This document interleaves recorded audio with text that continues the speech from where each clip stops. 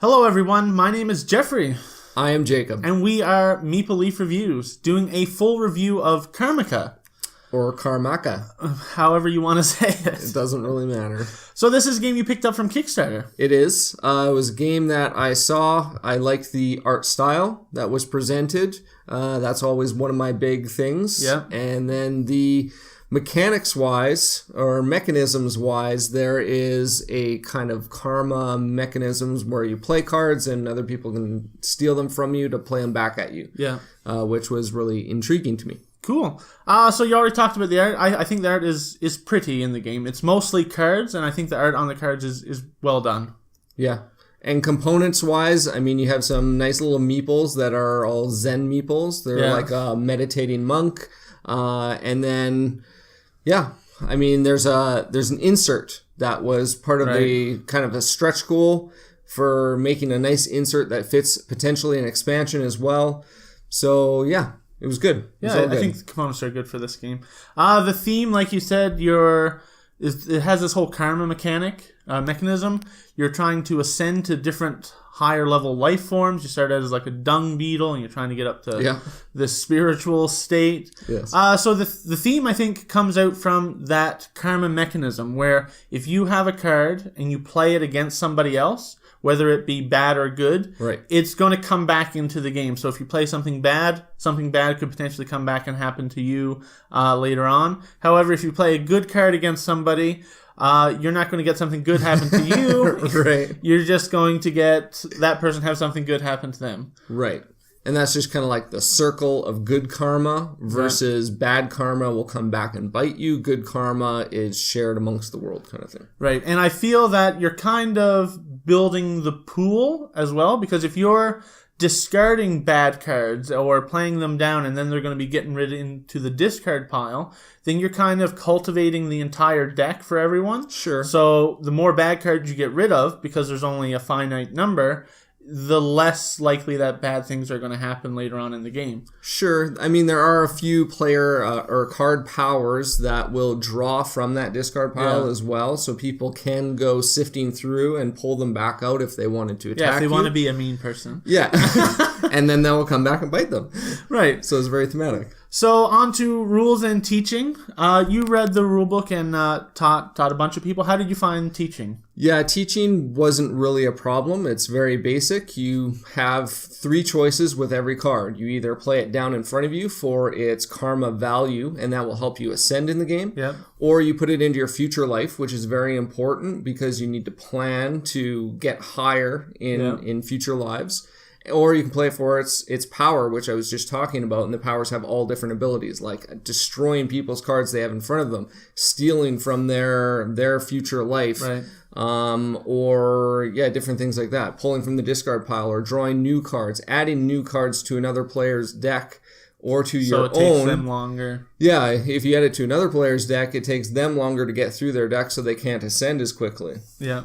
Yeah, I found from learning it was pretty simple. You have basically 3 actions. The text on the cards is very clear with what's happening. Yeah. So there was no issues learning the game. Yeah, it was quite simple. So then on to gameplay and mechanisms. Right. So as a caveat here, we only played the standard game. Right. There are 2 variants in the back, maybe a third. But one is 1 versus 2 players, where one person starts up higher on the karmic ladder, and the other 2 players are trying to beat him to the top. They're like dung beetles, like chewing the wood in his house, or like putting poo on his floor. Yeah, something like that. And then the other one is a 4-player or 2 versus 2, where you're just working as a team. If either of the players get to the top, their team wins. Yeah. So one caveat for me. I think the main mechanism in this game, or the feel I get from this game, is take that nature. Okay. And if you know my taste in games, take that is probably one of my least favorite game mechanisms. Right. So bear that in mind. Some of the things I say, if take that is your kind of thing, it probably won't be a big deal for you. But for me, it sucks. However, this game, because it puts an interesting decision-making into the take that nature with that karma mechanism. If you're going to do something bad to me, then that's going to make me be able to do something bad to you later on. Mm-hmm. So then you have to think, is it really worth me playing this card against that person? So it's not take that for take that nature. Right. Things are going to come back around. So that kind of makes it a little bit better in my mind from just a straight take that game. Right. Yeah, I love take that style games. I've never had a problem with it. Before I got heavy into board gaming, one of my favorite games was a pure take that game.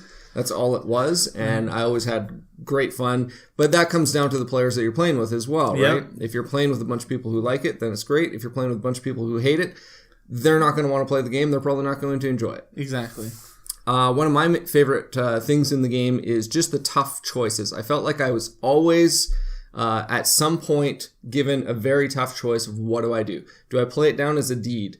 Do I plan for a future life? Right. Or do I play it for its card powers, which the powers are really good, but then you're giving that power to the other player.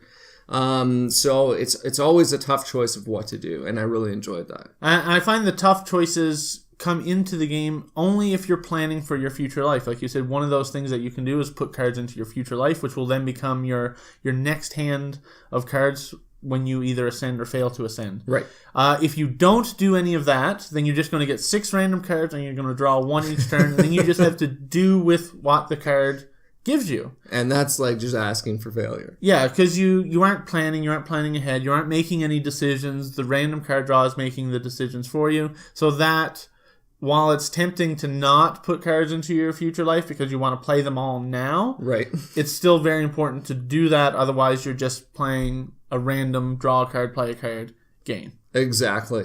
How do you feel about player count? There's 2 to 4 players. I think we played it both 2-player and 3. I don't know that we ever played it 4. No. So for player count, I like the 2-player better. Okay. Because I felt it was less take that. Because in a 3-player game, you have 2 more player turns before it comes back to you. There's more cards in the pool, more bad cards, and if you are getting ahead, people are going to be targeting you and playing those bad cards against you because they don't want you to succeed. So I felt it was more take that in a higher player count game, whereas in a 2-player, it was easy to keep track of what cards were in play. I know I have a better idea of what cards you have based on what cards you've taken from me. So it was more strategic, I think, in the 2-player game than in the 3. And in a 4, I can just imagine it being like more chaos and more just people messing with your plans. Yeah, I could see that too. A lot more strategy in a 2-player game just because you're seeing all the cards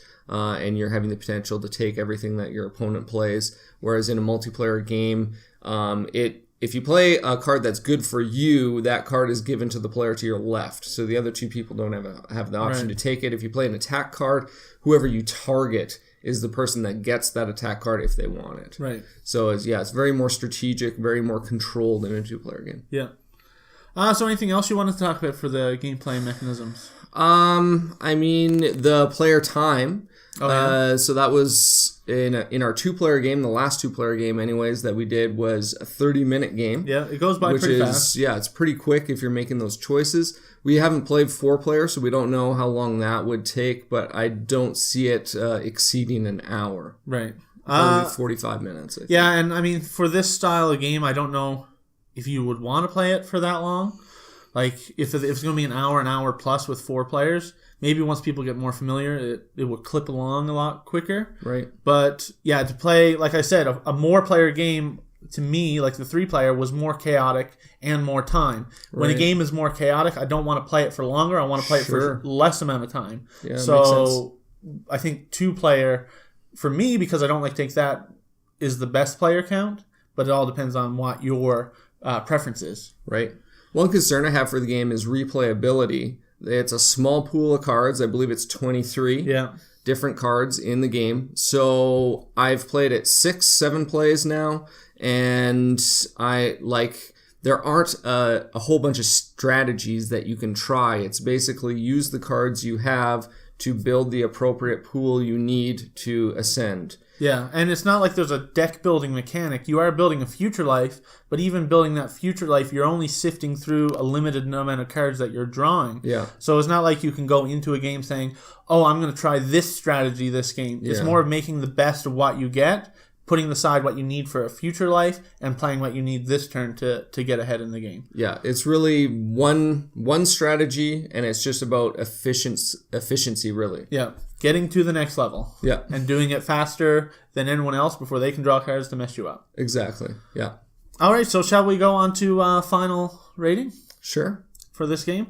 So I'll let you start. Yeah, for this game, like I said, Take That isn't my thing, but because of that karma mechanism, it puts it a little bit higher. So I'm going to give it a 5 out of 10. Okay. It's not because I don't think the game is bad. Okay. Like, I think the mechanisms are clean, everything makes sense. There's no like real finicky rules questions. Right. If there is something, there's a short FAQ on the back that clears that clears that up. So I think it flows well. The game is well designed and put together, but it's just not my style of game. Right. Because of that Take That nature. So yeah, 5 out of 10 for me, and I don't think I'll be asking to play this one again. Just again, not my style of game. Right. For me, I'm just going to come right out with it. I think it's a 7 out of 10. I wanted to give the game an 8, but I feel that lack of replayability due to the small card pool, and this could be fixed by adding an expansion possibly, just adding more cards or maybe even a new color of card, because there's only 3 colors and you're building a tableau of one color to try to ascend. So adding a 4th color might work. Might dilute the pool though and make it harder to ascend, so that might not work as well. But yeah, as it stands, 7 out of 10 for me. Okay, and then moving on to the price point for this game. It's $30 Canadian. Right. For me, I'm not going to pay that amount of money because, like I said, I don't think I'll ever ask to play this again. Right. And if people suggest it, I'll probably just sit out and go play something else. Okay.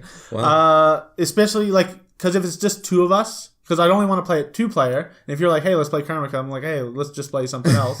If it's 3 other people that are wanting to play it, and they're like, hey, come be a 4th, I'm like, no way, forget it. I don't want to play this game. So $30 I think is reasonable for what you're getting in the box, but the gameplay for me doesn't make it worth it for me to pick it up. Right.